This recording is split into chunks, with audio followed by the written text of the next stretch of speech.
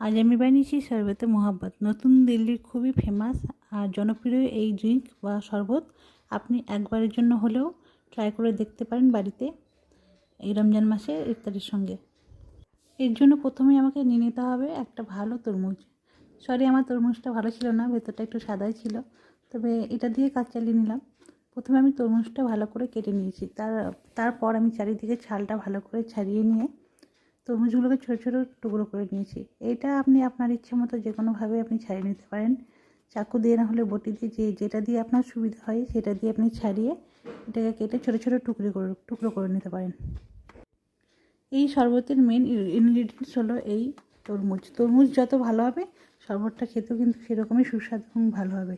আপনি আপনার ইচ্ছে মতো সাইজ করতে পারেন, খুব বড় সাইজ করবেন না, খুব ছোটো ছোটো করে নেবেন যেন এটা শরবতের সঙ্গে মুখে গেলে খারাপ না দেখায়, বা বড় কিছু মুখে পড়লে কিন্তু ভালো লাগে না খেতে। তাই যথেষ্ট ছোটো করে আমি এগুলোকে কুচি কুচি করে কেটে নিয়েছি। আপনি আপনার ইচ্ছে মতো ছোটো করে কেটে নেবেন। আমি 2 কাপ শরবতের জন্য আমার মোটামুটি অর্ধেক তরমুজ লেগেছে। আপনি পরিমাণ মতো আপনি যত কাপ বানাবেন সেই হিসাবে কিন্তু বেশি করে নেবেন। এইভাবে কেটে নেওয়ার পরে আমি তরমুজটাকে সাইডে রেখে দিয়েছি।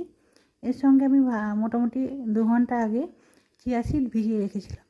সেই চিয়া সিডটা দেখতে পাচ্ছেন ফুলে কিন্তু অনেকটা বেড়ে গেছে। এইরকমভাবে চিয়া সিডটা আপনি একটু আগে ভিজিয়ে নেবেন। এরপর আমি একটা বড় বোল নেব। বড় বোলের মধ্যে প্রথমে আমি তরমুজগুলো, তারপর চিয়া সিডটা দিয়ে দিলাম। এরপর আমি এর মধ্যে রুহ আফজা দিয়ে দিলাম। আপনি আপনার ইচ্ছে মতো 2 কাপের পরিমাণ আমি দিলাম। আপনি যদি কম করেন বা বেশি করেন আপনার ইচ্ছে মতো বাড়িয়ে বা কমিয়ে নেবেন। এরপর আমি এর মধ্যে ঠান্ডা দুধ দিয়ে দিয়েছি আর দিয়েছি সাবুদানা। এই সাবুদানাটাও আমি মোটামুটি হালকা করে সেদ্ধ করে নিয়েছিলাম, আগের দিন রাত্রিবেলা ফ্রিজে রেখেছিলাম। আর মোটামুটি 1 কাপ পরিমাণ এর মধ্যে আইস দিয়ে নিয়েছি আর সমস্ত কিছুকে একসঙ্গে মিক্স করে নিয়েছি। আপনি কিন্তু এখানে অবশ্যই খেয়াল রাখবেন একটা জিনিস, এর মধ্যে যে দুধটা যাবে সেটা কিন্তু অবশ্যই চিল্ড হতে হবে। ফ্রিজে তার আগের দিন রেখে দিলে খুব ভালো। ফুটিয়ে এটা ঠান্ডা করে ফ্রিজের মধ্যে রেখে দিয়ে তারপরে এটাকে দেবেন। আর এরপর আমি এর মধ্যে সার্ভ করার জন্য একটা বড় গ্লাস নিয়ে নিয়েছি। আপনি আপনার ইচ্ছা মতো ছোটো বড়ো যে কোনো গ্লাস নিয়ে নিতে পারেন, তবে বড়তে মনে হয় শরবত খাওয়ার মজা বেশি হয়, ইফতারের সময় বলে কথা। রেডি হয়ে গেল আমার শরবতের এভাবে করে বানিয়ে খেলে আপনি এই শরবতের মহব্বতে পড়ে যাবেন। অবশ্যই খেতে খুব ভালো হয়।